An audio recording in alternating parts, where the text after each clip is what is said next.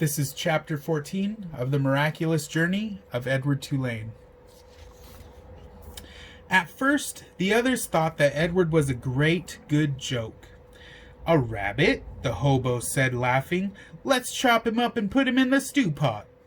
Or when Bull sat with Edward carefully balanced on his knee, one of them would call out, "Got yourself a little dolly, Bull?"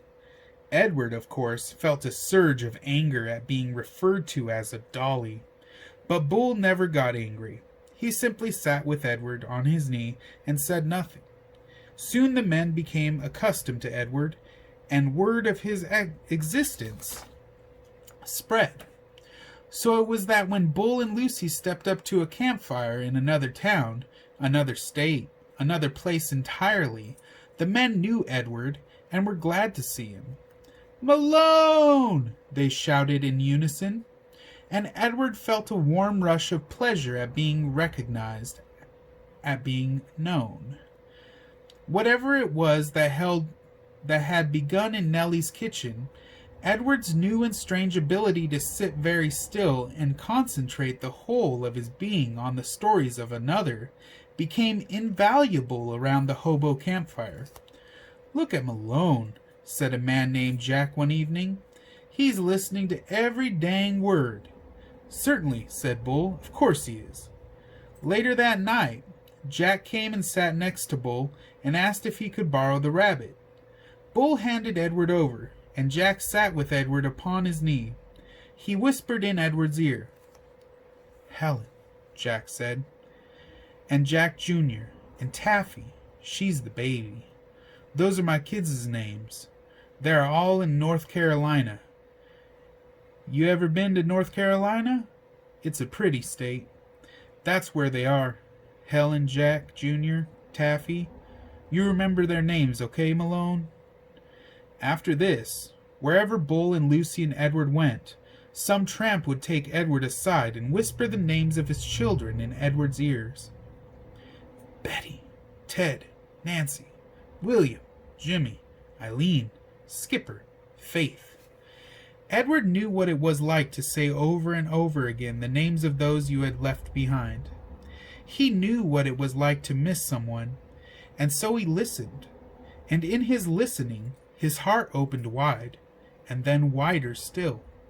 The rabbit stayed lost with Lucy and Bull for a long time. Almost 7 years passed, and in that time, Edward became an excellent tramp. Happy to be on the road, restless when he was still, the sound of the wheels on the train tracks became a music that soothed him. He could have ridden the rails forever, but one night, in a railroad yard in Memphis, as Bull and Lucy slept in an empty freight car and Edward kept watch, trouble arrived. A man entered the freight car and shone a flashlight in Bull's face, and then kicked him awake.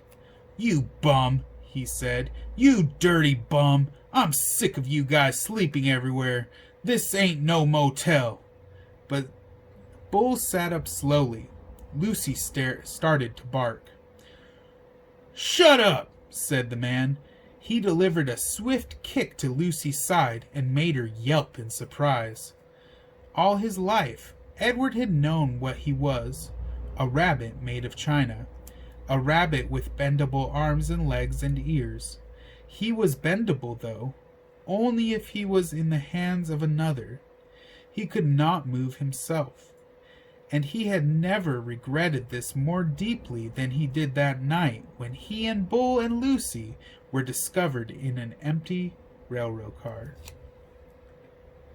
Edward wanted to be able to defend Lucy, but he could do nothing.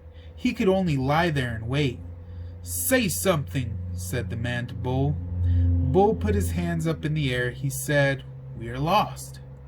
"Lost? Ha! You bet you're lost." And then the man said, "What's this?" And he shone the light on Edward. "That's Malone," said Bull. "What the heck?" said the man. He poked at Edward with the toe of his boot. "Things are out of control. Things are out of hand. Not on my watch, no, sir. Not when I'm in charge." The train suddenly lurched into motion. "No, sir," said the man again. He looked down at Edward. "No free rides for rabbits."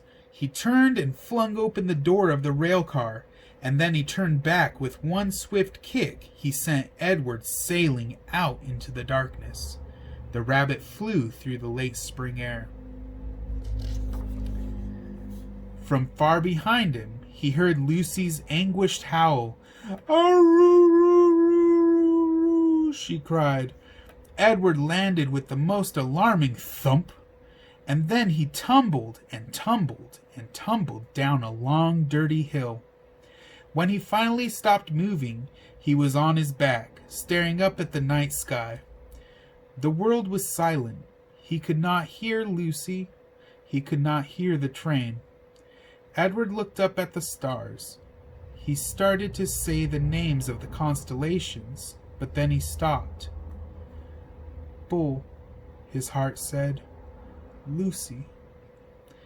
How many times, Edward wondered, would he have to leave without getting the chance to say goodbye? A lone cricket started up a song. Edward listened. Something deep inside him ached. He wished that he could cry.